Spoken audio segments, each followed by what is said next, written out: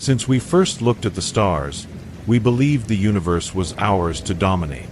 But we were wrong. In our way exist entities and intelligences so ancient and vast that our mere curiosity is an insult. And today, you will hear 3 stories about the price of that curiosity. 3 stories that began with a discovery and ended in nightmare.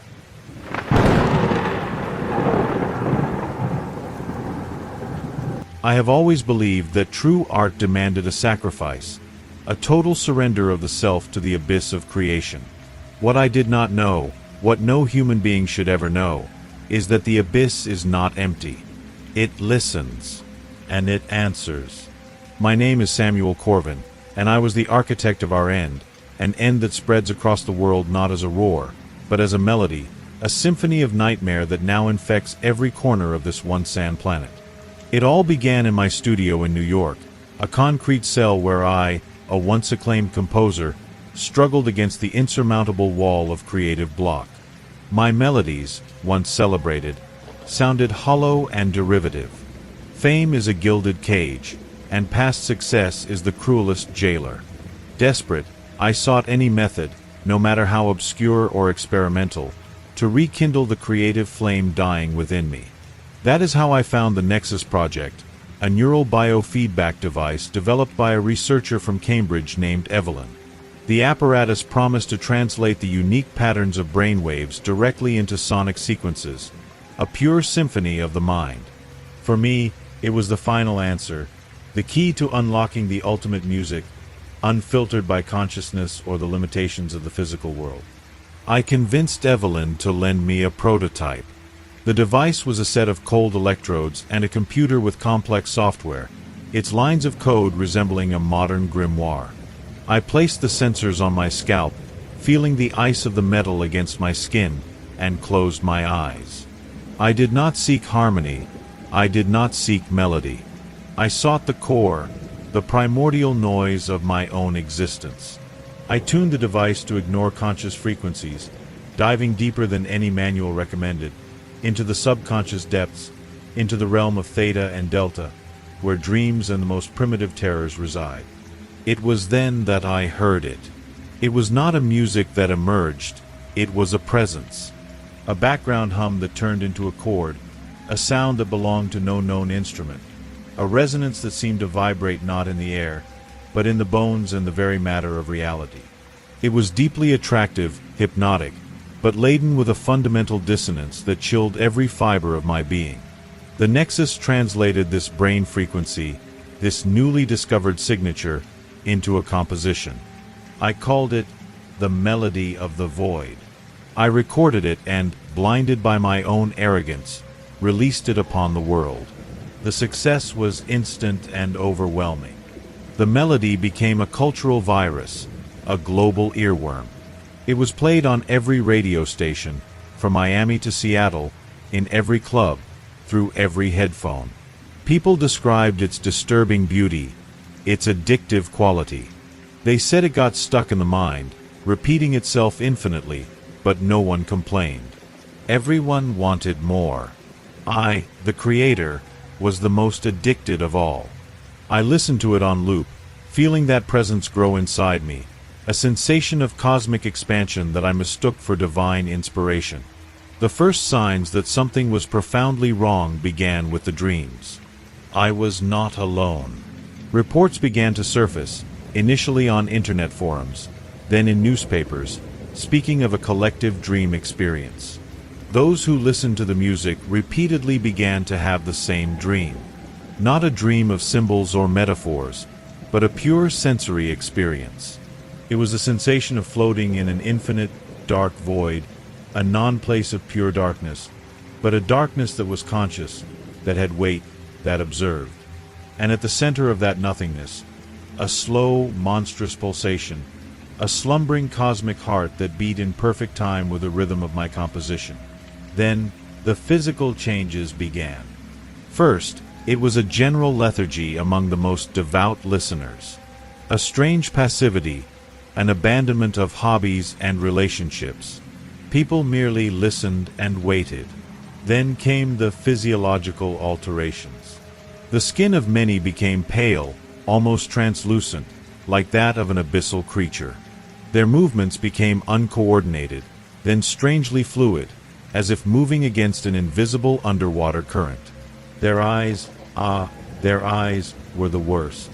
The glow of human consciousness, of individuality, was slowly extinguished, replaced by a vacant placidity, an expression of patient and unnatural expectation. It was when the reports from San Diego reached me, stories that those most deeply affected had begun to gather in large groups on the beaches at night, looking at the ocean not as a body of water, but as a portal. They did not speak, they did not communicate. They just stood still, their bodies changing, their joints twisting in impossible ways, their skeletons silently remodeling under the skin, tuning themselves to the frequency of that slumbering entity I had brought into our world. The music was not just a catalyst, it was an architectural blueprint, a sonic genetic plan that rebuilt human flesh into a suitable vehicle for the cosmic passenger. Evelyn, the scientist, was the first to perceive the truth. She came to my studio, her face marked by horror and guilt. She brought readings from the Nexus, showing that the frequency I had captured was not mine. It was external, a mental signature of unimaginable vastness, a form of life or consciousness that existed among the stars, slumbering for eons, whose dreams were non-Euclidean geometries and the dark matter of the cosmos. I did not compose music, I tuned a beacon, and the melody was the very voice of the devourer, a cosmic siren song luring humanity to its own transformative annihilation. I tried to stop it. I deleted the master files, sent desperate alerts. But it was too late. The melody of the void no longer belonged to me, nor to this world. It lived on the networks, on the servers, in the very minds of the people. It was a mimetic, a soul virus, impossible to contain. Those who tried to fight it, who warned of the danger, were silenced not by force, but by the melody. It found them, whispered in their ears at a nearly inaudible volume, and within a few hours, they too changed, their resistance dissolved by the horrifying and seductive truth of the song. Now, I sit in what remains of my studio. The city outside is strangely silent, interrupted only by the distant, constant hum of the melody, playing from thousands of windows at once. I feel my own body betray me. My hands, once agile at finding chords on the piano, now lengthen, my fingers slowly fusing. My vision loses color. The world becomes a mosaic of shadows and that rhythmic pulsation that is now the planet's heartbeat. I no longer dream of the void. I feel the void filling me. The entity no longer needs dreams. It has the bodies. And it is here, in the twilight of humanity, that I feel I must make this account. I must warn someone, though I know there is no one left to warn. Perhaps you, listening to this recording, think this is just another story, a fictional narrative for your morbid entertainment. Are you sitting comfortably? Do you think the world outside is safe and familiar? Then allow me to ask you a question. A simple question that may be the difference between ignorance and the terrible truth. Have you heard a melody recently, one you cannot identify, but that insists on repeating in your mind, a musical fragment that seems to have no beginning or end? Do you feel a certain strange tranquility when you hear it, a peace that borders on absence? Perhaps a background hum you attribute to the wind or electronic devices, but that, if you pay deep attention, seems to follow a cadence, a specific and repetitive rhythm? Do not ignore that feeling. Do not dismiss that sound, for it is the sound of the world changing. It is the sound of the void finding its form, and it is always looking for more instruments for its great orchestra. It is always looking for more vehicles. The melody never stops, it only grows, and soon, very soon, the last vestige of what we were will be silenced forever, replaced by the eternal echo of that single chord, the hymn of a sleeping God that awoke inside our own bodies, using our voices, our bones, our very flesh to sing the song of its awakening. And there will be no applause at the end, only the absolute silence of an extinct race, and the melody, always the melody, echoing in the vacuum that we ourselves created.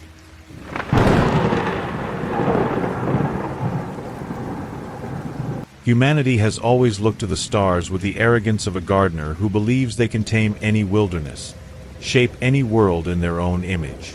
We, the colonists of New Horizon, in the distant Proxima Centauri system, were the vanguard of that arrogance.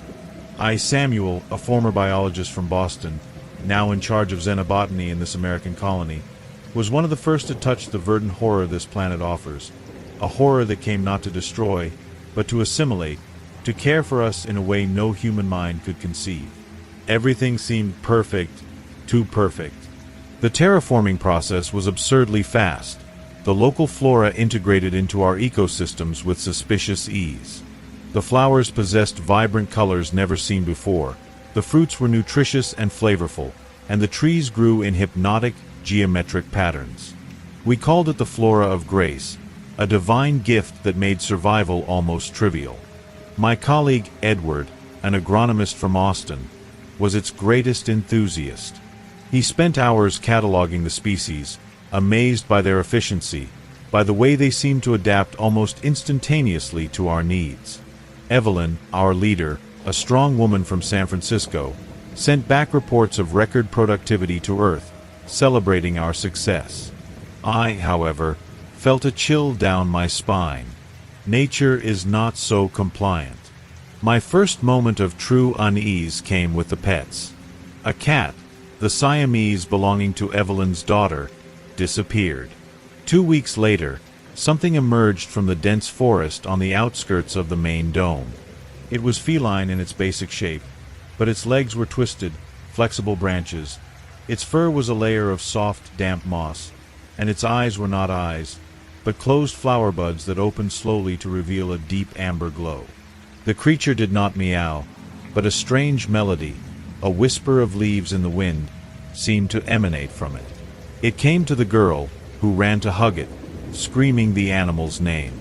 The thing nestled in her arms, purring with a sound like a hollow stem being rubbed. Everyone thought it a miracle, a miraculous adaptation of the planet. I saw the empty expression in that cluster of petals that served as a face, and I felt nauseous. Then came the insects. Moths with wings of dry petals, beetles with shells of seeds hard as steel. The earth beneath our feet was incredibly fertile, but while digging to install new cables, we found not rocks or minerals, but a dense, pulsating network of white, glowing fibers stretching for miles in every direction, a planetary nervous system. Edward, in his endless curiosity, collected samples. He said the fibers reacted to electrical stimuli, contracting like a muscle. He was fascinated. I was terrified. The truth came to light in a brutal and irrevocable way. One of ours, a technician named John, died in an accident in the hydroponic greenhouse. His body was taken to the morgue but disappeared the next morning. The search was fruitless until Edward, pale as death, called me to the edge of the forest. There, where weeks before we had buried the remains of some of our lab animals, a new tree had sprouted. It was different from the others. Its bark had the texture of dried human skin, and on its branches hung a single fruit. The fruit was large, oblong, and bore an unmistakable and grotesque resemblance to John's head.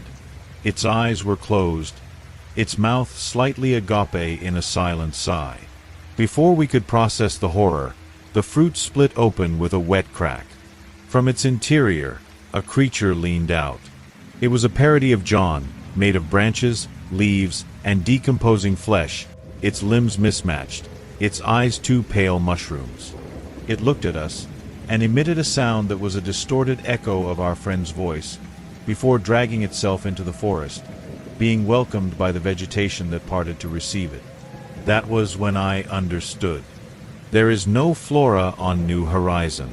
What we call plants are the symbiotic remains of a prior race, a form of life that transcended individual biology to become a planetary consciousness, a vegetative neural network.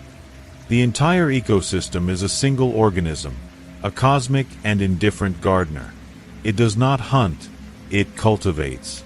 It consumes biomass, breaks it down, and recycles it into new life forms, imperfect and grotesque copies that integrate into its vast and horrifying web. The dazzling flowers are lures.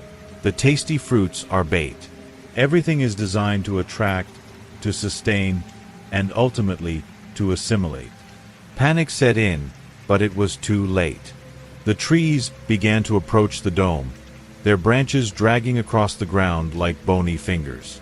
The air, once pure, now carried a heavy, sweet perfume, a pheromone that induced deep lethargy and vivid dreams of burying oneself in the damp, fertile soil. People began to disappear during the night, drawn into the forest by a song only they could hear. Evelyn tried to send a distress signal, but the subterranean fibers had already infiltrated our communication network, corroding the wires, replacing them with their own conductive filaments. We were isolated, not by space, but by a vegetative intelligence that now saw us as part of its garden. Edward was one of the first to succumb voluntarily. He said he finally understood the beauty of the process, that it was the next stage of evolution. He walked calmly into the forest and was never seen again. 3 days later, a new tree sprouted exactly where he entered, and its branches intertwined in a way that vaguely resembled his arms. Now, I write this account in what remains of the command center. I am alone. I can hear the branches scraping against the dome, a symphony of soft, insistent scratching. The air inside the colony is already thick with pollen, and I feel my own thoughts growing slow, heavy. I constantly dream of the earth, of the peace of sinking into it, of becoming part of something greater. It is a frighteningly inviting thought. And perhaps you, listening to this static-filled recording somewhere safe, in your still sane world, think this is just another horror story, a fiction to send a shiver down your spine. You believe the walls of your reality are solid. But as you listen, do me a favor. Look at the plant on your windowsill, at the tree on your street. Observe the perfection of its leaves, the efficiency of its photosynthesis. And ask yourself, with a seed of doubt planted deep in your mind, where it really came from. Is nature on Earth truly so different? Or have we, in our arrogance, simply not yet perceived the gardener? They are knocking at the door now. It is not a violent knock, but patient, rhythmic, like the sway of a branch in the wind. The lock is already covered by a growth of thin, black vines that have infiltrated through the crack. The perfume is so sweet. I am so tired. I can no longer remember the sound of the ocean in San Diego, only this whisper of leaves. I am starting to find their melody beautiful. I want to hear it more closely. I want to understand. The door is giving way. No, it is not giving way. It is blossoming.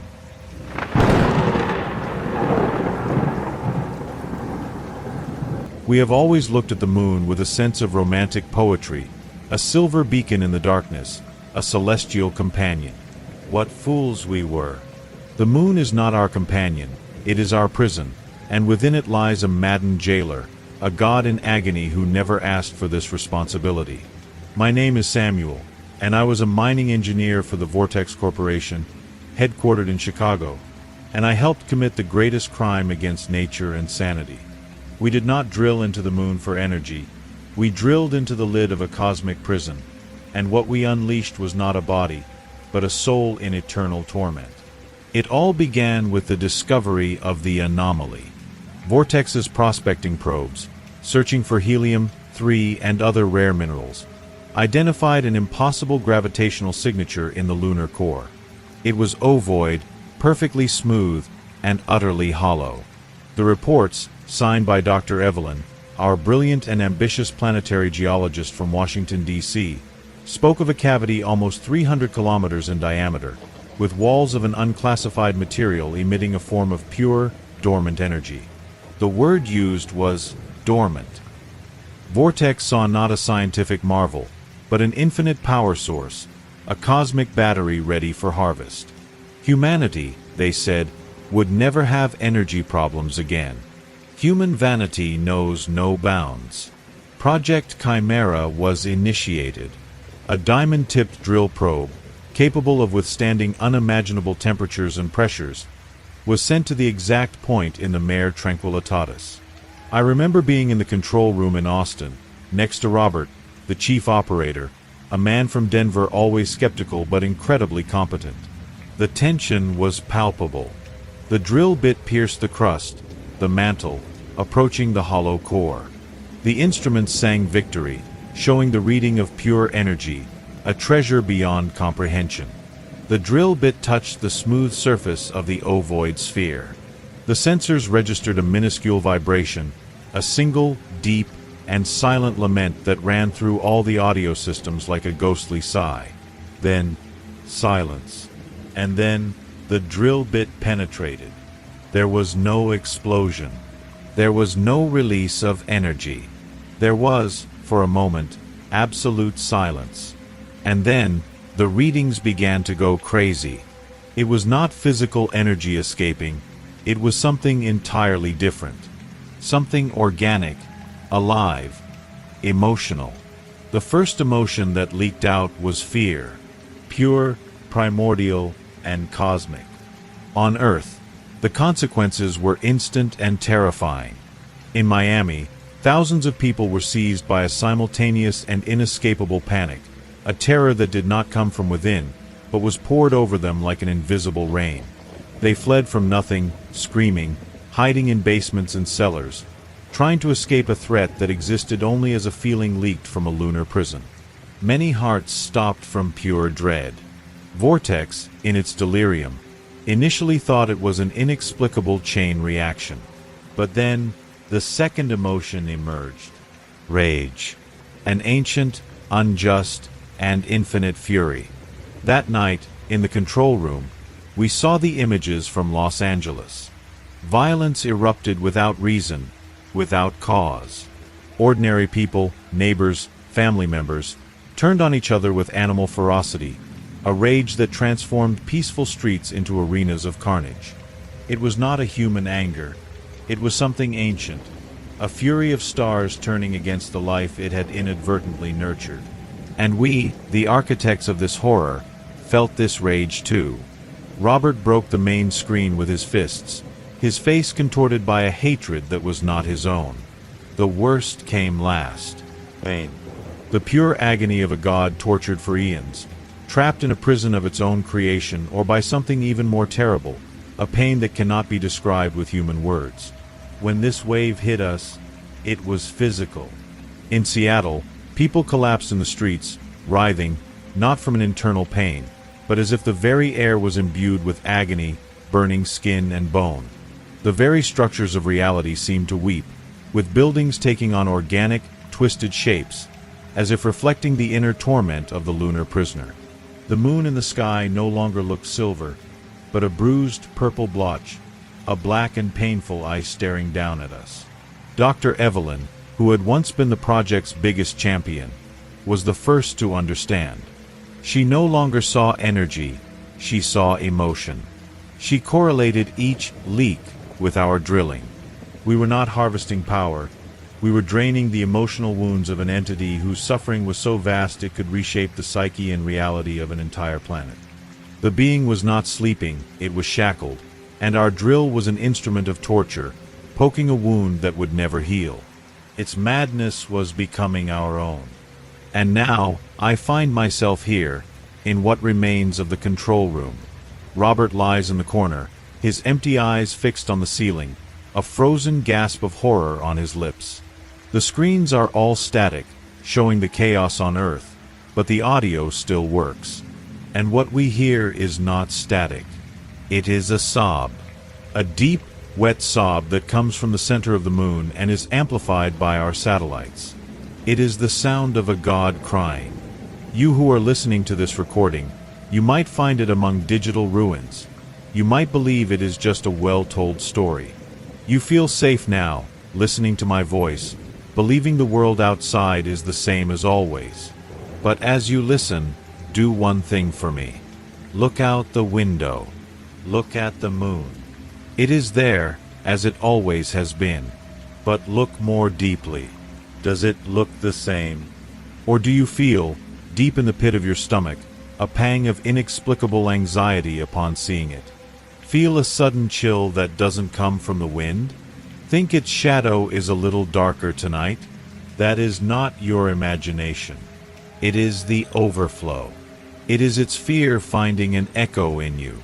It is its rage fermenting in your subconscious. It is its pain waiting its turn to manifest. It is always there, always watching. And we, with our stupid ambition, poked it with a stick. And now it is crying, and its tears are drowning us. The sob in the audio is growing louder. The walls here are sweating a warm, amber substance that smells of salt and sadness. I feel my own mind unraveling, assimilating the lunar pain. I no longer know where I end and where the captive god's agony begins. It is all one thing now. One mind. One suffering. The sob stops. There is a silence. And then, a single thought, not in words, but in pure feeling, implodes inside my skull, and I know it is the last thing I will think, the last thing any of us will think. It does not want to be free. It only wants us to feel what it feels. Forever. The drill begins to spin again up there, and I start to laugh. I cannot stop laughing, because I finally understand the cosmic joke.